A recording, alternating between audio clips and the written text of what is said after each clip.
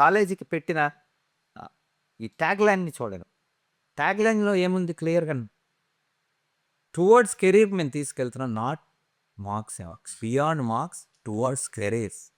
అంటే మీ కెరీర్ కోసం ఎవరైనా ఎందుకండి చదువుతారు? ఎవరు ఎందుకు చదువుతారు? మార్కుల కోసం చదువుతారా? జాగ్రత్తగా ఆలోచించే. మార్కుల కోసం చదువుతారా? ఇప్పుడు పేరెంట్సు ఆహ్, వాళ్ళకి అవగాహన ఉండొచ్చు, ఉండకపోవచ్చు. స్టూడెంట్‌కి అవగాహన ఉండొచ్చు, ఉండకపోవచ్చు. కానీ బీయింగ్ ఎన్ అకాడమిస్ట్ నాకు ఐడియా ఉండాలి. ఎవరైనా ఎందుకు చదువుతారంటే ఉపాధి కోసం. అది వ్యాపారం అవ్వచ్చు, ఉద్యోగం అవ్వచ్చు.